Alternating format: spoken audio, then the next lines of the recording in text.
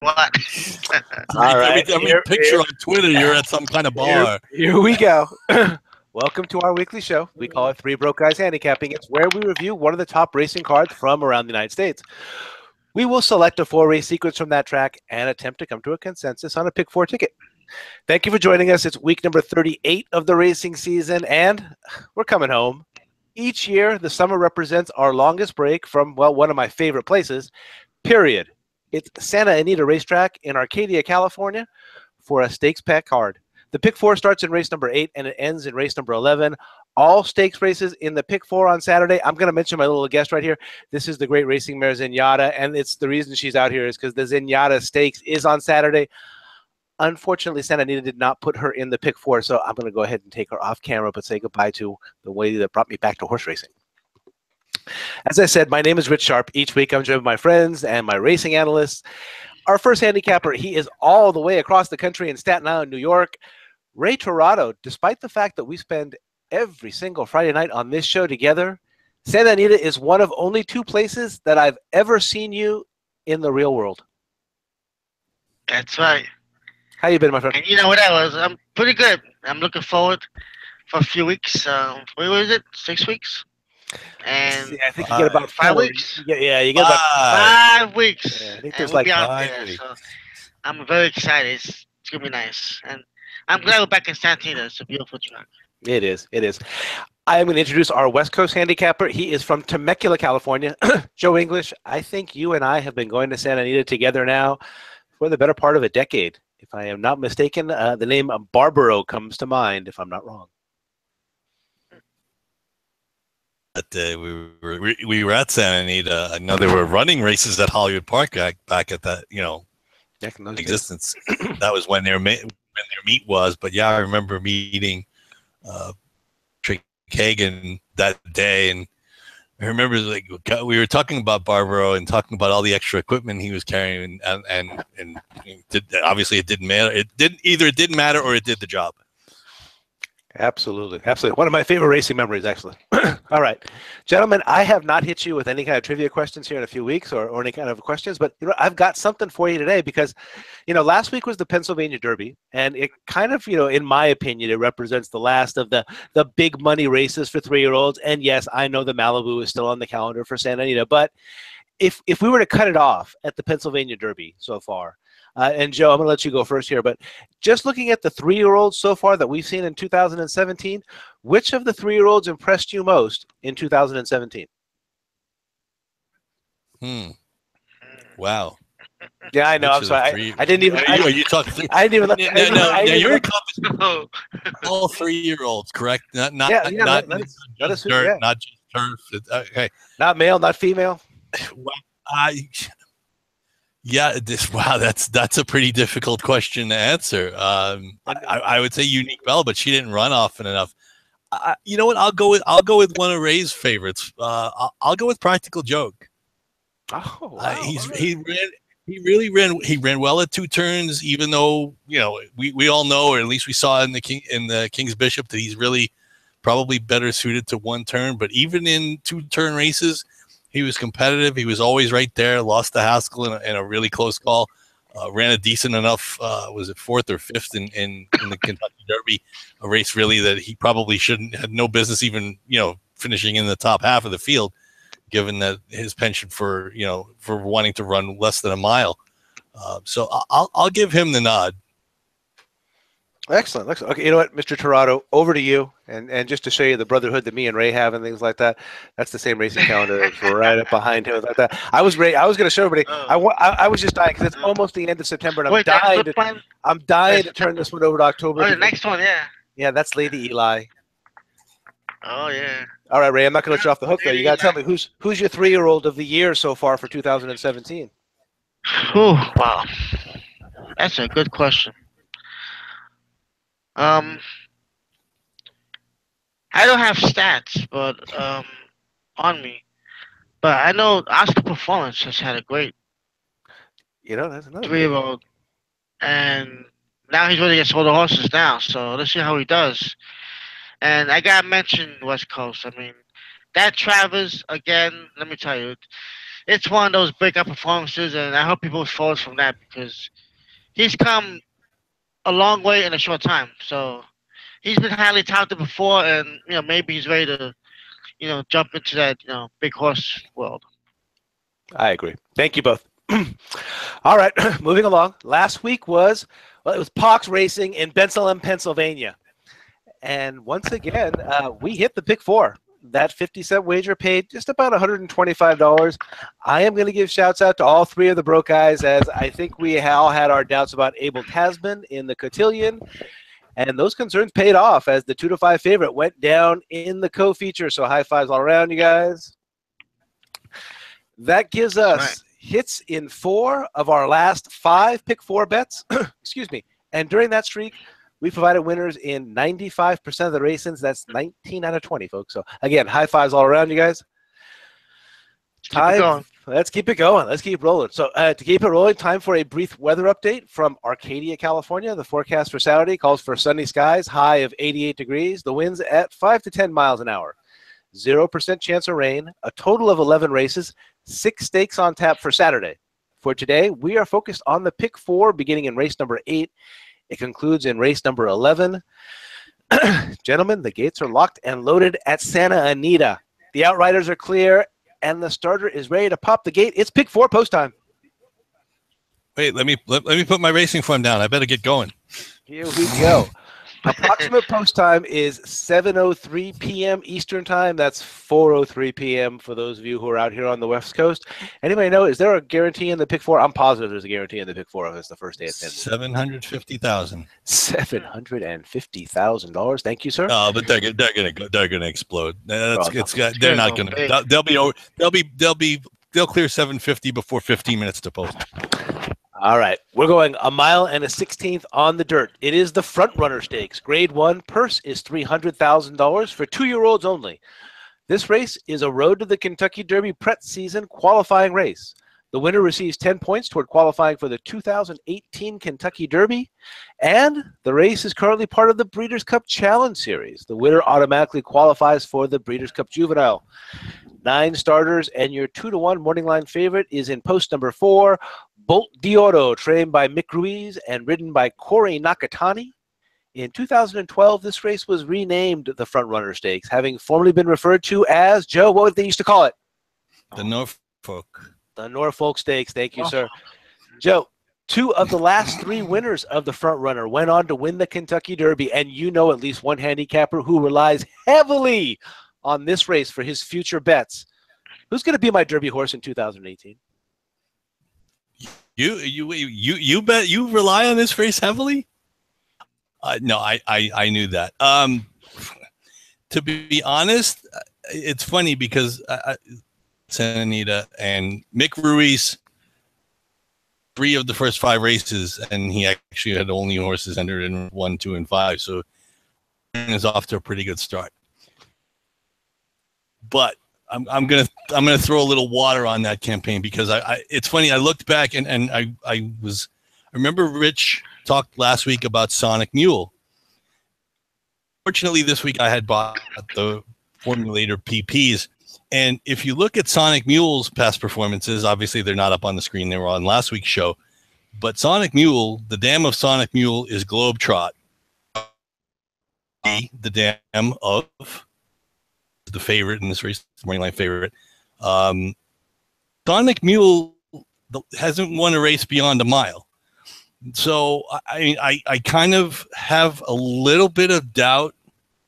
The horse ran really well in the Del Mar Futurity and is obviously a grade 1 winner.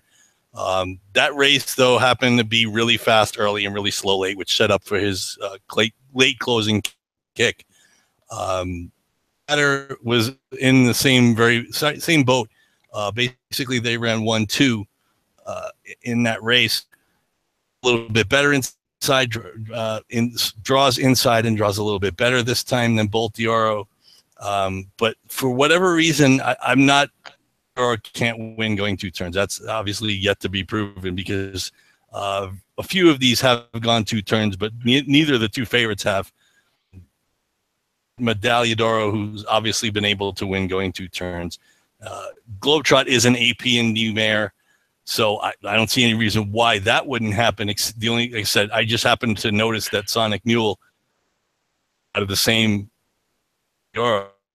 So I'm kind of wanting to take a little bit more of a wait and see attitude with a horse who's probably going to be closer to 8-5, maybe even 7-5 tomorrow.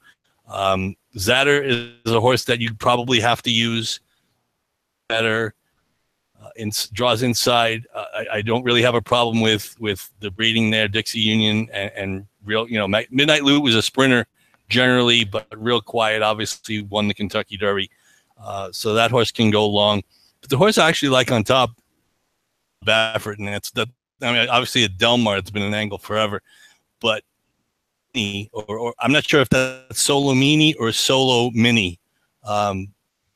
The second dam for this horse was 10 for 23, who won both the El Encino and La Cañada going 2 turns at Santa Anita. And Curlin, I don't think anybody really needs to be refreshed on what Curlin did at two turns. Progeny have been able to do it 2 turns. So I'm going to take a shot with the other Baffert. Flavian Pratt obviously gets aboard. The horse has been working regularly. And the other thing we know is that Bob didn't necessarily have the greatest Delmar. This is where he trains. This is where he calls home for most of his better horses. So I'm going to take the other Zayat Stables Baffert runner, Solomini, as my top pick in the front runner. And I would definitely be short-sighted if I were not going to use Bolt d'Oro and Zatter. So it would be 8, 1, and 4 in that order for me. So I think I think those 3 pretty much have this race covered. 1 and 4 for me in the front runner, occupying my top 2 spots. Gee, where have we heard that before? So obviously I'm not splitting Bafferts either. So Ray, I will hand it off to you. Is there anybody other than the 3 I mentioned that you like in this race? No, we're on the same page here. I just have a little different order. I do like both. I did watch the race. And I don't know. I just see the way he was coming down the stretch. He was, he was running, pretty well, and he looked like he was trying to stretch his legs out and everything. And it was a very good race for him. As usual, the 2 races he's had, he off slowly. But maybe with more distance, he can always recover and stuff. But I'll pick that though. I can see him 1 or 2 turns, and he'll be my top pick. Um, Nakatani, together they won 3 of the last 4 with Ruiz, and he took on Zada and he got him at the end. So I think going forward he'll be pretty good. I do like the house on 8. Yeah, Solo Meaning. I would say that pronounce it. Um, yeah, this horse, he looks like out of curling. Definitely. I mean, he just at 6 furlongs he was moving and he just drew away from the field. Broke his maiden. It's always tough to go from maiden to grade 1s, but a lot of these horses not even have run in an allowance race or anything, so they're going straight there. It's early in the season, and this race comes up pretty quickly for these horses. And I think they should be ready. Baffert will get them ready and get some nice strong workouts on them, and picks up Pratt and gets some 3 solid work. So those are my 2 horses, Bolt Oro and Solomini.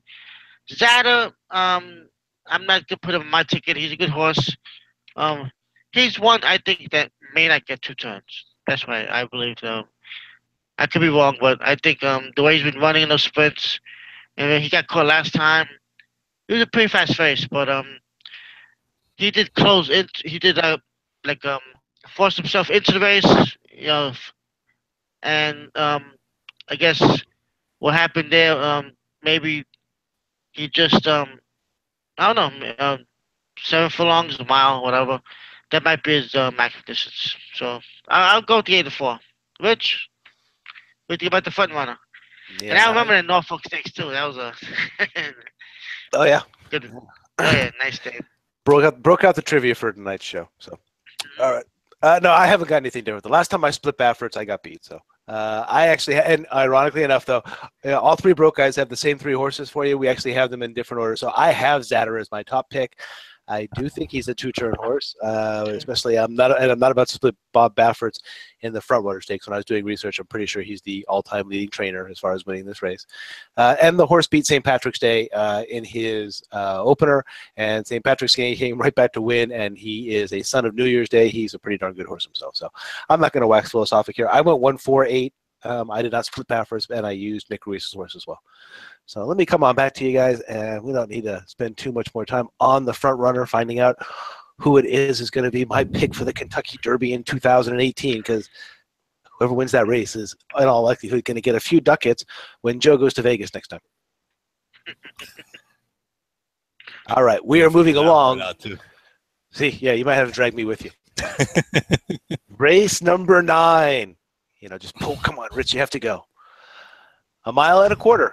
On the turf, it is the Rodeo Drive Stakes. Grade 1, purse is $300,000 for fillies and mares, 3-year-olds and upward. This is part of the Breeders' Cup Challenge Series. The winner of the Rodeo Drive automatically qualifies for the Breeders' Cup Filly and Mare Turf. 10 starters, and your morning line favorite starts from post number 10. Goodyear for Roses, trained by Richard Baltus and ridden by Corey Nakatani, is the 5-2 favorite on the Santa Anita morning line. All right, it was originally named the Yellow Ribbon Stakes. Inaugurated in 1977, it was an invitational through 1995. The original name for the race was the idea of Oak Tree founding director Lewis R. Rowan, and is taken from the wartime song, Tie a Yellow Ribbon Round the Old Oak Tree. See, all right. Ray, you ready? Tie a blue ribbon around the Rodeo Drive for us and keep us alive in this pick 4. Well, we've been hitting these, and we've been hitting these with some decent priced horses. So it's not all the time we pick favorites. This we do take a chance, and we've been pretty good. We've been hot lately. So I'll take a chance here. I'm going against the favorite. I do like number 7, Bowie Call. He's 8-1. Beirano for Simon Callahan.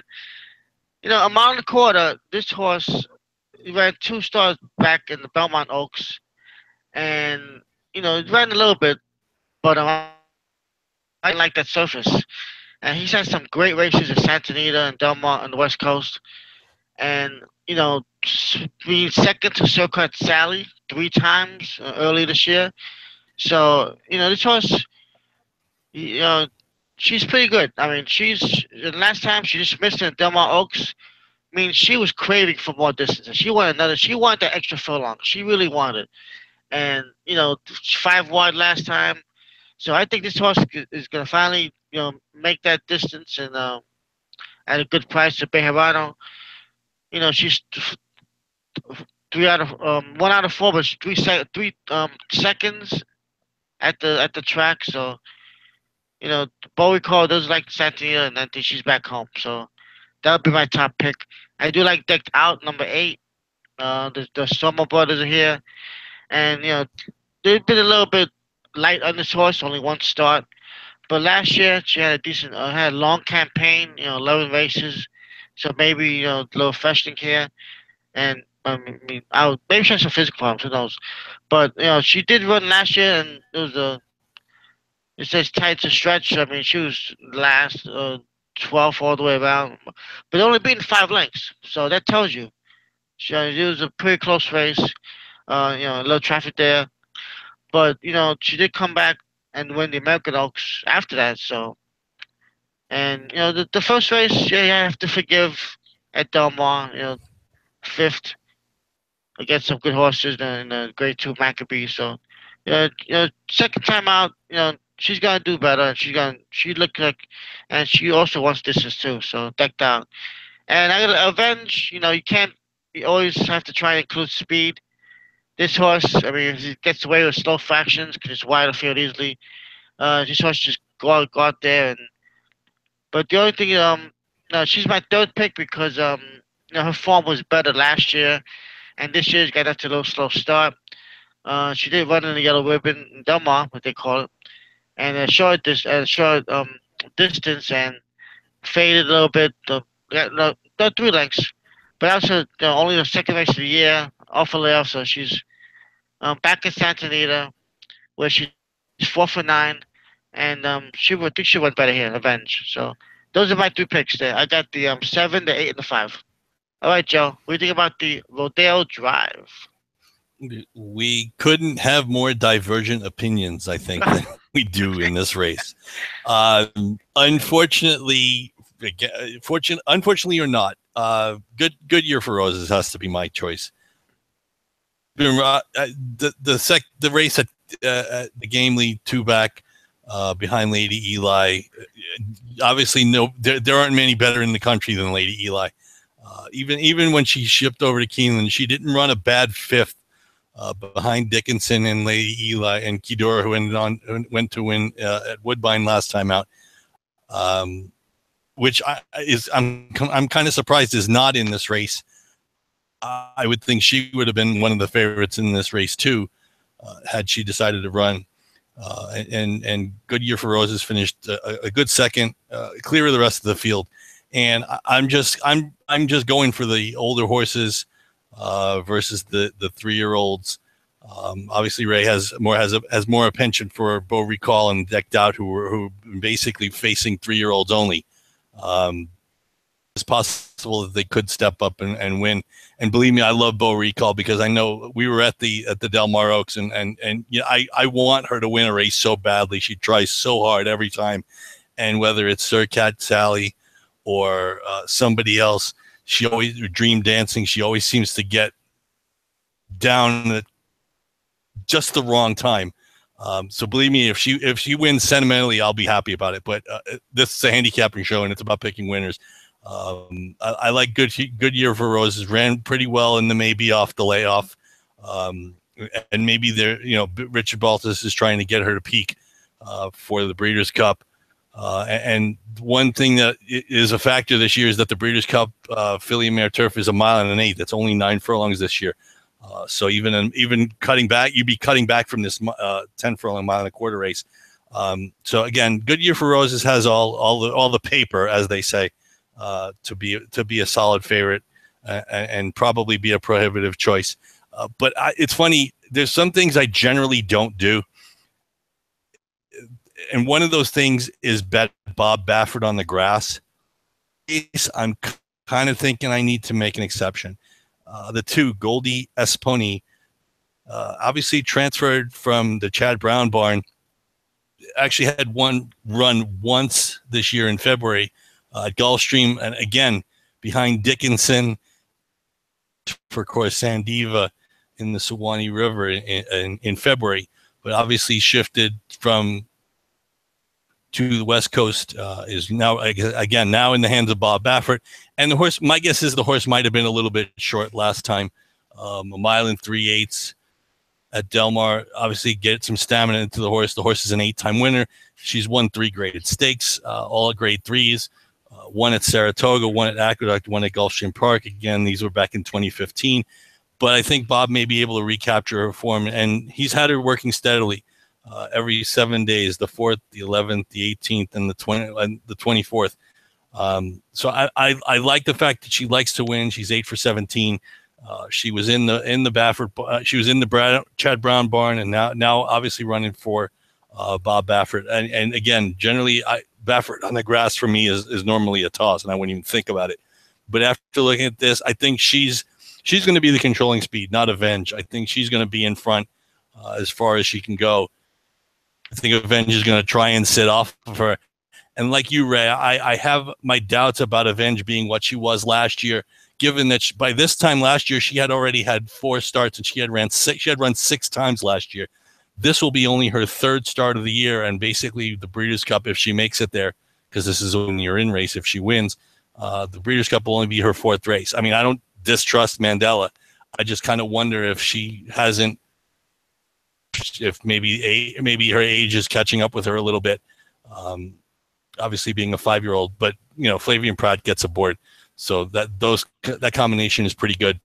But like I said, I'm going to try and I'm going to go with Goodyear for Roses as my top pick, and as a flyer, I'm going to use the 2 Goldie Esponi for Bob Baffert and Mike Smith on the grass. Where have you heard that? Where have you heard Bob Baffert and Mike Smith having a good horse, or 18 or 20 of them? So 10-2 for me in the Rodeo Drive. So Rich, settle the tie.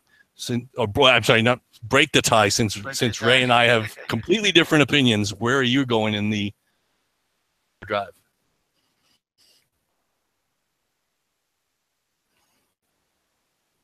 I still say that Baffert, Mike Smith, and Arrogant should be on the turf. Come on. Well, and for those of you who are out there watching, I do apologize for the technical difficulties that I'm having here on my screen. I went back to my good computer, my newer computer. Oh boy. And as you guys can see on the screen, I am just having a terrible difficulty presenting to you the part of the show that you guys really I think that you like as well. It's not just the commentary, but being able to see the racing forms coming up at the same time. So my apologies. I do have an older PC, and I'll go back to that older PC and make sure that that we're not dealing with this again, or I'll try and get this PC fixed. It's actually been at those Geek Squad guys a couple of times, so I do apologize for the lack of forms that are on there. And I was trying to say, as Joe and Ray were talking there, and I think I had myself on mute, to break the tie, as I often do here on Broke Guys, I've just got one for each of you. So Joe actually beat me to it. So Good Year for Roses is actually one of my favorite lady horses out here on the turf. If you look all the way down here, and if you followed this show before, or if you heard it before, I'm actually kind of I still have an affinity for Woodbine. And that's where Good Year from Roses came from when she came here to California.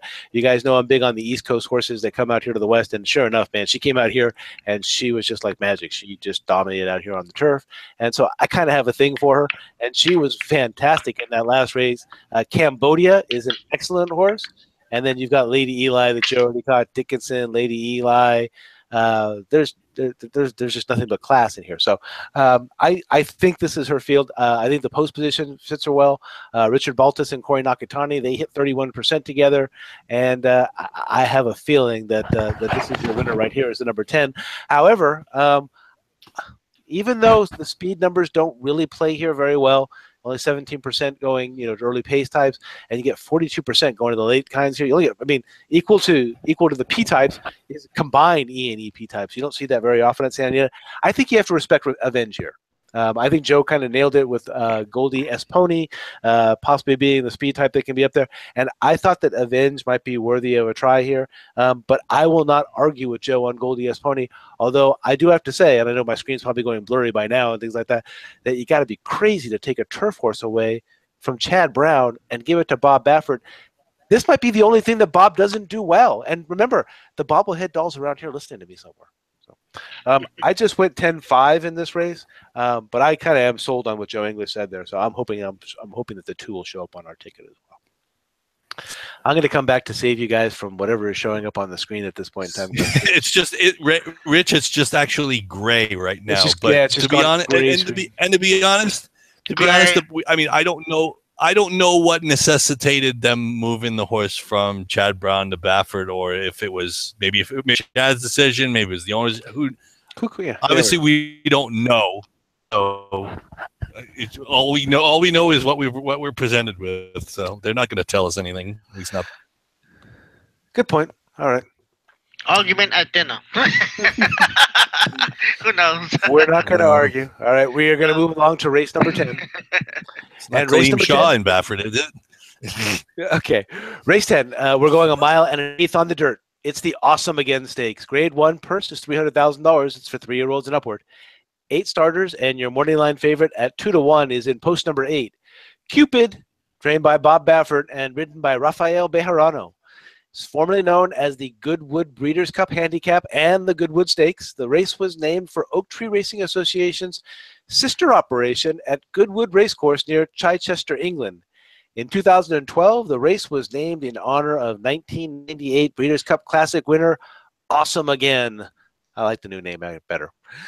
Joe, among the recent winners of this race, I see Game On Dude, I see Mucho Macho Man, Shared Belief, and California Chrome. Is there anybody that good in here today? And don't forget, who's watching? Nobody in. No. But let's say 2 things. One, the race that in the Breeders' Cup killed me because if I don't, I know Ray may remember this, but I had Swain that day, and Swain finished closer to the grandstand Oh than he yeah, did to the rail, Swain. and Yeah. probably cost me dearly. I'm not Wow. as thrilled with the name as Rich might be, but no, there isn't anybody as good as any of the horses that you mentioned in this spot. No, I don't even know that they breathe the same air, to be honest with you. Um, Nonetheless, that said, it's a race we have to handicap, and likes to narrow down. And this is the race I narrowed down. It's not the usual single. It's funny. Over the last few weeks, there've been a rash of 4 to 5 and 6 to 5 morning line shots. The horse I'm singling is Cupid. Again, it's Baffert. This is his home track. It's funny. I was looking and I just looked at a couple of statistics. Cupid's 2 for 2 this year. The rest of the field this year is 2 for 21. So he's won as many races in 19 fewer starts. He is a 4-time graded stakes winner on dirt. Field has won 3 graded stakes on dirt. He's the classiest of the field. He's a 6-time winner. He's shown a little bit more of a new dimension. He's been able to come from off the pace, as you saw in the gold. The Brubaker, I mean, he won, and he won by 3/4 of a length. I don't really know. I'm assuming he wasn't really all that cranked up for it. That was really, to me, this was his starting point, considering he had only run once to the Brubaker at Del Mar. And it's amazing that Bob actually won a race at Del Mar, a stakes race at Del Mar on the dirt, considering how, well, other than collected, how miserable really his Del Mar meet was. Again, this is his home track. He's got the best horse. He drew an outside post. I think he's going to be able to sit wherever he wants. Bejarano obviously knows the horse well. He's been up for the for the last 4 wins, West Virginia Derby, and the only thing that really bugs me is that I kind of wonder if that grade 1 really was a grade 1. I mean, it's labeled a grade 1, yes, but the field. Well, I mean, I see Follow Me, Krev, and Hard Aces. So to me, I'm not really sure if it was a true grade 1 in that sense of the word. But he's a graded stakes winner multiple times over, more than anybody else in this field. And honestly, I think if to do this, and this, especially since it's a win in your in race, he's going to have to earn his way into the Breeders' Cup, because obviously Bob's going to run Arrogant, and he's going to run.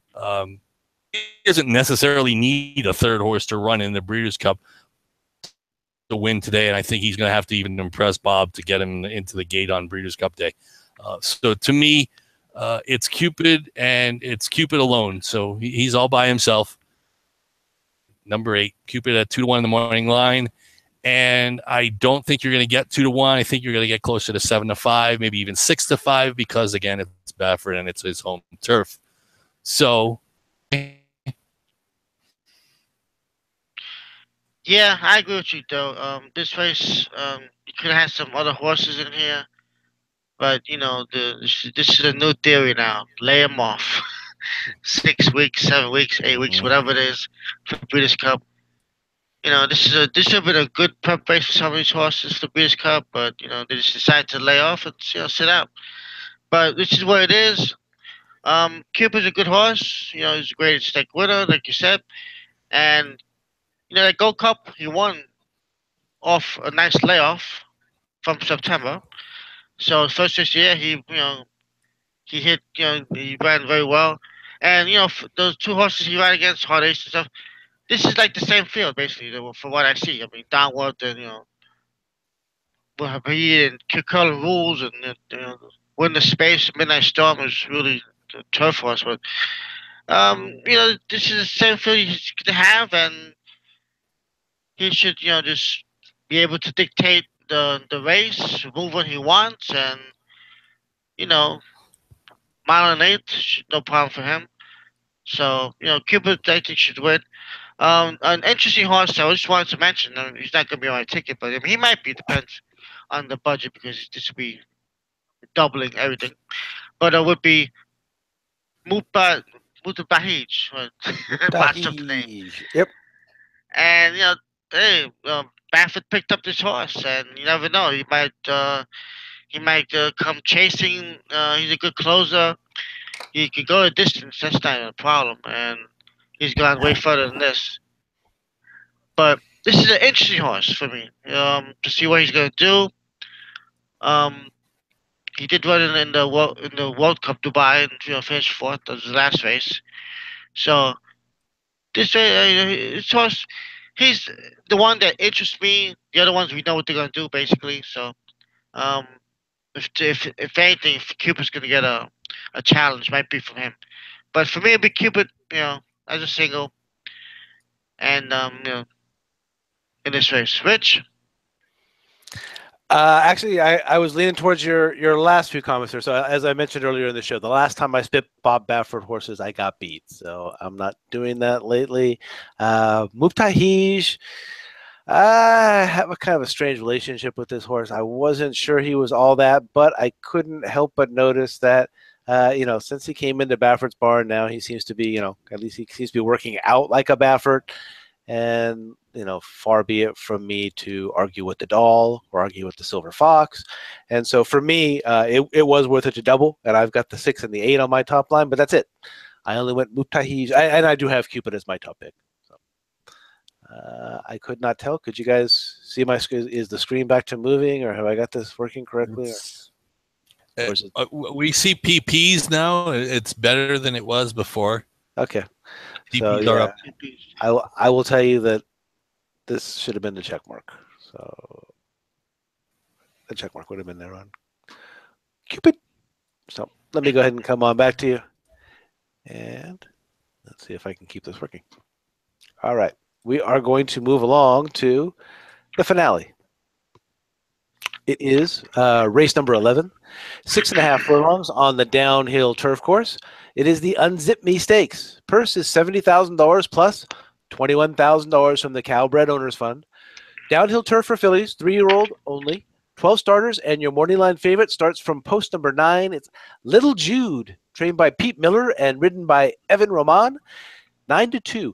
9-2 on the Santa Anita morning line. It's only the 4th running of this race. Unzip Me won 10 stakes, including 4 grade 1s, and was retired in 2011. Ray, we save the best for last as far as odds are concerned. You get 9-2 in the finale, my friend. I mean, this could be Gulfstream Park or Saratoga at that price. Who do you like? Who do I like? Who do I like? Well, look out. this. Who don't you like? Oh Let me turn the man! page the other way. Wow. And we have room here too. For a I couple gotta of start writing a portrait. We have room. 6.5 furlongs down the hill. Man, you know it. Anything can happen. I do like a few horses here. Number 3, Kenda, Flavor Pratt. This horse gets some speed. Actually, this horse has some experience on the downhill course, and runs pretty well. Couple wins, couple seconds. So that's my top horse right there. Either do you like this course or you don't. That's like you guys have taught me that, and I appreciate that knowledge. And this it's a very tricky course, like Rich will explain later. I'm pretty sure, and then you go left and right and onto the dirt, and you know. So Ken is my top pick. I do like number 5, Storm the Hill, Nakatani, Peter Miller. Um, some of these horses are cutting back from the Delmar Oaks, mile and eighth. Mile races, mile and eighth and Delmar. They don't really run too many sprints there. Um, as far as like they do in Santa Anita. So these horses stretch out in Delmar, now they come back and let's see how they do. She has some experience also. She did pretty good. She won in April and she won also in June. She had third in June and was in the race. Just got beat by a length of a quarter as a favorite, one of the favorites.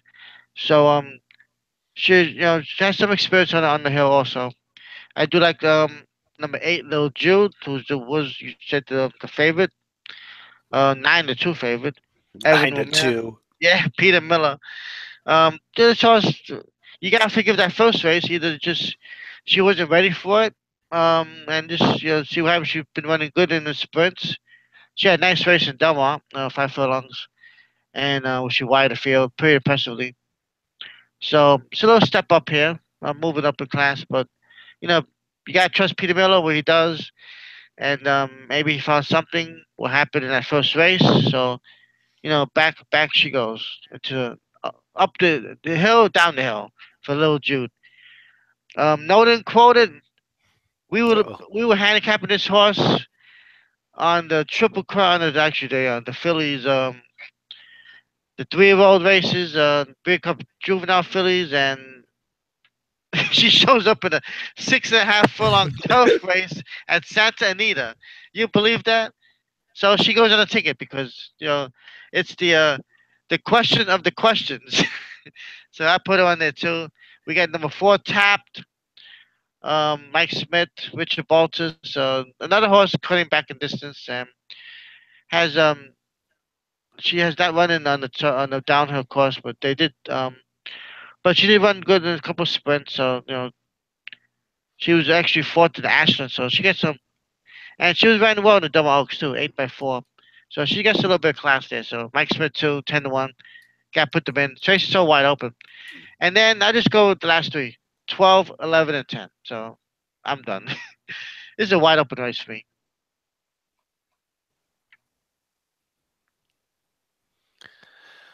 All right, So Miss 3, 5, 8, 6, 4, 12, 11, 10.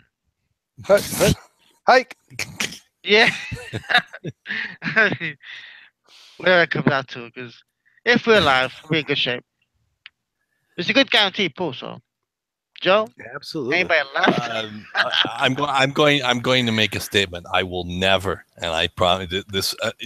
Well, I shouldn't say never.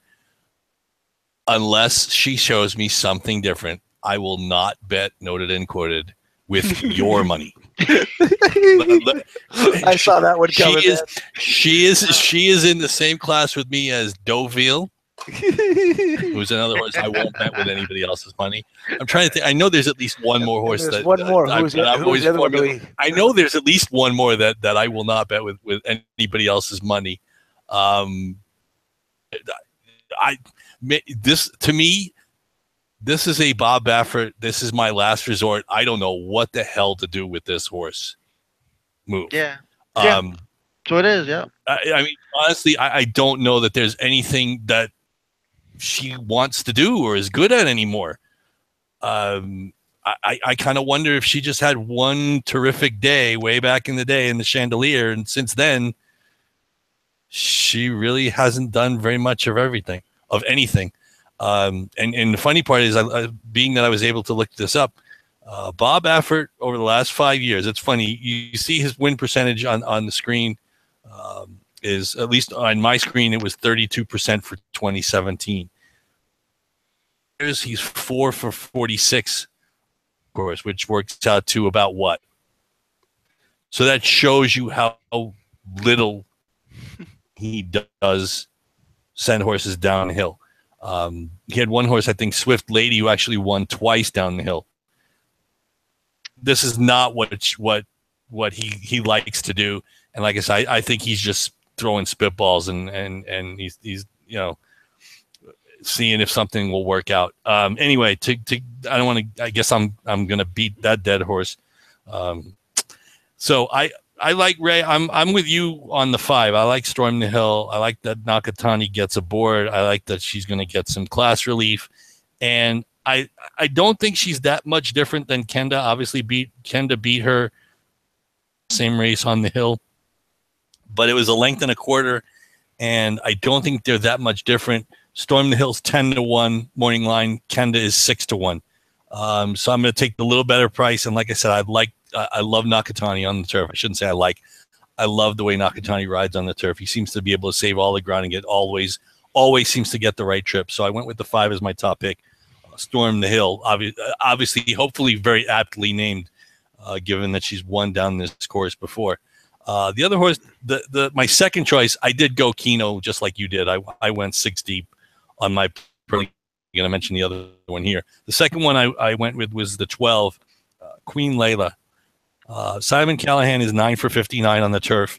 On this turf course over the last 5 years. 16%, which is obviously not nearly as drastic as the swing between Baffert's dirt horses or all of Baffert's horses and the horses that he runs down the hill. Tyler Bays gets up. This horse has been running obviously in stakes races and not embarrassing herself. 4th by 2 in the Lewis, 4th by 2 3/4 behind Fabian and the quoted at Santa Anita on the dirt before. The factor as a sire of turf horses because Warfront obviously can send out any kind, and Warfront is this horse. I'm just banking on Simon Callahan being able to get this horse ready. And in this case, you're also getting 8 to 1 on the morning line. You're not gonna get a short price. I wouldn't take. And this is a piece of advice I would give to anybody. I would not take a short price or a favorite on this course if they've never run on this course before. Rich and Ray have already mentioned this course is kind of tricky, and generally horses need a race over it, acclimated to it. And like I said, I would definitely not take somebody who was the favorite or price doing this for the first time. But again, the favorite in this race is 9 to 2. So even the favorite, if the favorite happens to be a horse who's never run in this course, given that the price is 9 to 2, it's not all that bad. I still wouldn't take that low. I would be more likely to take anywhere upwards of 8 to 10 to 1. Haven't done this before. So I will just, like I said, I went 6 deep. I went 5. Those are my top 2 choices. And then I decided to add the 1 breath. Proctor does pretty well. 5 years, 24%, which is a little bit better than what he normally does overall. I like the 3 Kenda as well. I don't think you can dismiss her. She's done well on this course. Kathy Song is a class horse. She was a good thing in the Del Mar Oaks when she won last time out. She is another who's never never navigated this course before, but I would like to take a shot with her. And Ray mentioned the DeSormos earlier, so the 11 Miss Southern Miss was another horse who I think could get back to the turf, having won the Surfer Girl in 2016, and this is her first start. But this is also her first start in 8 months after finishing 4th in the Las Virgins behind Unique Bella, Champagne and Mopatism. So 5, 12, 3, 10, and 11 unzip me. So obviously I've proven that Ray is not the only one who has a Keno machine. Excuse me. Let's do. It was pretty tough. Yeah, I got to agree with you guys. It was a pretty tough race. I decided in the end for myself. I actually ended up going on class here. I don't always do this. And again, yeah, you come out of the chute, you make a right-hand turn. You make the only right-hand turn that any racetrack makes in North America. Then you make an immediate left-hand turn, and then you come down and you go across the dirt, and then you've got the stretch still to go. So the downhill turf course at Santa Anita is one of the trickiest courses in there. I believe Ray is correct. There is a U-turn in there at some point in time. And Kathy Song, although she has not gone down it before, has been in the Del Mar Oaks. Didn't necessarily impress all that much, but obviously she was good enough to get there. Joe Talamo, not the best turf rider. Joe and I have talked about this over the years. He's actually, if you look at his numbers, if you can find it, I think he's okay on the downhill turf course. I've seen him ride a number of winners. So, this is a very, very tough race. I'm not going to argue with either of my pals on this one because it was very difficult. My second choice, and I had to kind of toss a coin in the air, was Kenda. So I did go with here Phil D'Amato, Flavia.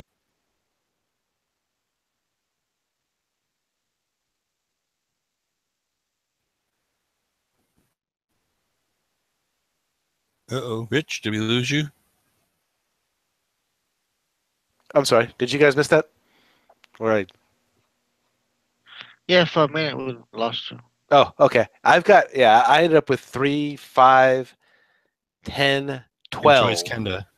Here.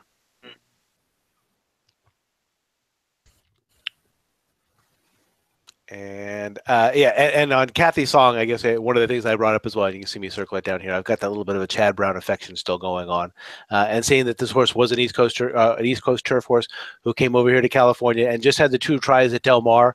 I thought I was willing to go ahead and give her a try over here at Santa Anita and see if that wouldn't be my top pick. So the 10 is my top pick, and again, I've got the 3, the 5, the 8, and the 12 as well on my top line. So I didn't go as deep as Joe. I didn't go 60, but obviously none of us go as deep as Ray.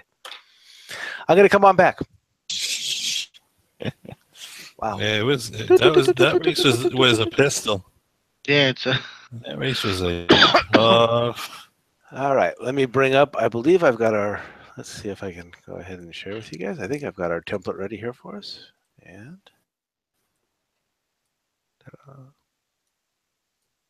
This is one of those races where the horse finishes at the wire. Like, do I have her? yeah, exactly. You may, All right. there may You be hope you about do. 8 or 9. There may be about 8 or 9 of them at the wire. Yeah, tell you. All right. To keep me honest here, because I hadn't gotten my handicapping done, so here I will tell you that I had 1,8,4, and in leg number 2 I had 10. 8-3. I did go with 8-6, and I wanted a single cupid so bad too. And then here I went 3, 5. I guess I should put the 10 up at the front. And 12. Okay. Can you guys see that? I got the blues are in. Okay. I had the 11 also. Did you have the 11 in there, Ray? I apologize. So, Rich has no room on the screen unless he starts No, writing in but- false. Yeah, you put in so many horses. So my eyes shift on me even as I put those in. Let's see if I can get you back on here. That's a wide car. Takes up 2 lanes. There you go. Look at that. But thanks to Cupid, we can get you in. Yeah, we can. All right. So let's start with leg 1, which is the front runner stakes. And, I think we can probably just go 184 or 148, however you want to look at it. Sounds good. And Ray, I'm going to move you. You know what? I'm sorry. I did that the wrong way again. Let's leave Ray's picks in here so we can see him until the end. And then we'll put you down here and we'll add the greens on top.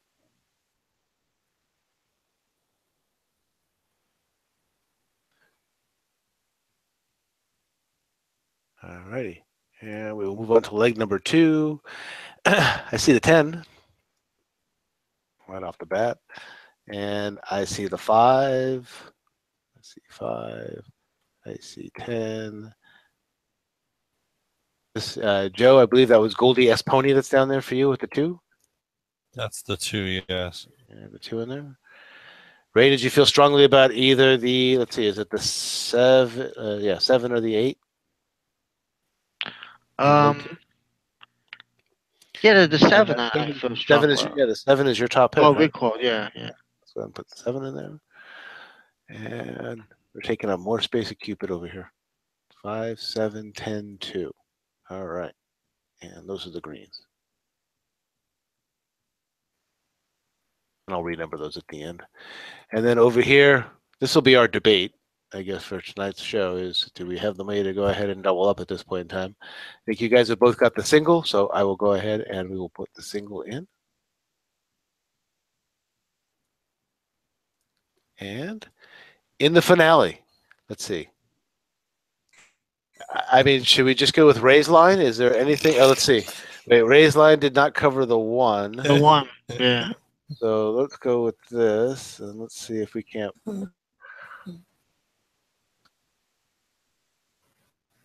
Copy what Ray had.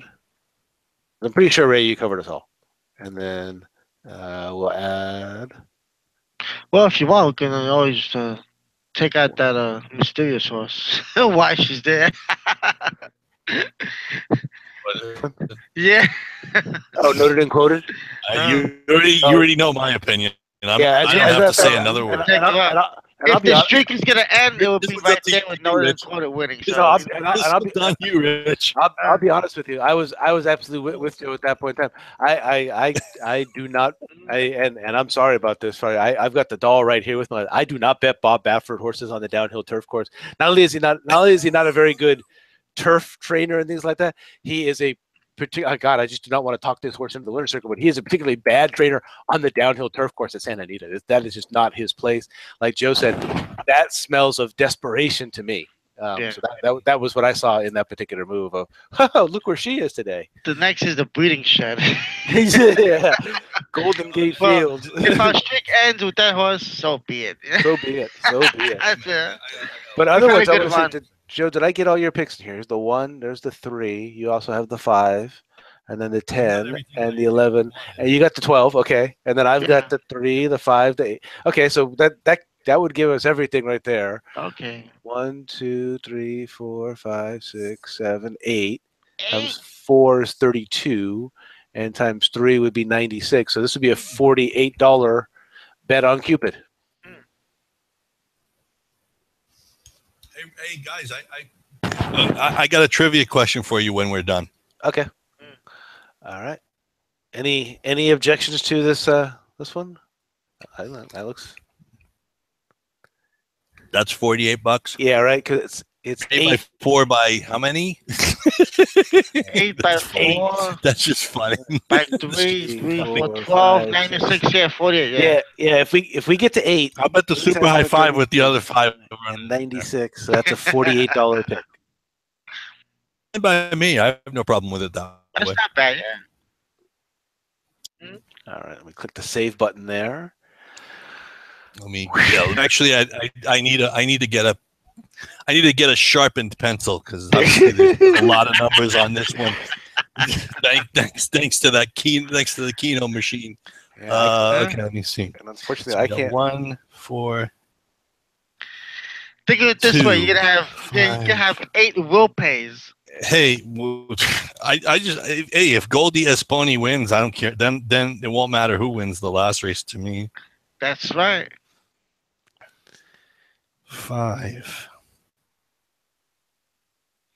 10, 12. Yeah, no, that race. And the other thing is, we've got 8 of them. There's actually 2 also eligibles too. Yeah. So just out there. tomorrow, it's possible that maybe one of the horses that we liked in that race scratches out. Let's just put it this way: we'll monitor the situation. If there's any changes, we'll let everybody know. Yeah. All right, we got 1, 4, 8 with 2, 5, 7, 10 with 8 with 1, 3, 4, 5, 8, 10, 11, 12. Woo. $48 in the pick 4. This is not Del Mar. This is Santa Anita. Awesome. And we also. That's guaranteed. Yeah, like I said, 750, but they'll crush that. So my trivia question is, ready? Give us with your best shot, buddy. Okay. One of Bob Baffert's cars actually made his debut, of course, at Santa Anita. You kind of broke up there. I didn't get the whole question, yeah. Repeat that one more time. Okay, I'm trying. Okay. One of Bob Baffert's, or I should say older horses for the Breeders' Cup, actually made his debut and won down the hill. Made his debut and won down the hill. Wow. Is it Rich, it is collected. Yeah. Oh, he is. It's funny. It shows you how amazing City Zip was as a sire. He is collected as a son of City Zip. Guess that's what they must have thought they saw. Yep. And he debuted on the turf, on the downhill course, and the horse actually won. I'm almost positive. If I had the time, I'd pull it up in Twin Spires. I'm almost positive I bet him that day. So, all right. We are running out of time here, and for those of you watching, if you enjoyed the show, we will be back next week because that's what the three broke guys do. We will get together to take a look at another exciting card. We're going back to Belmont Park in New York. All right, gentlemen, that's all the time we have for tonight. It is always a pleasure to handicap with the two of you. Yes, it is. Always a pleasure. and we have a scheduling or possible scheduling issue next week. So if you're watching, please watch out. We will let you guys know on our social media what time and what day date we will be on next weekend. Joe and Rich will be at a wedding next week. All right. For Joe English and Ray Torado, I am Rich Sharp. Thank you for watching Three Broke Guys Handicapping. Good luck and good night. Good night.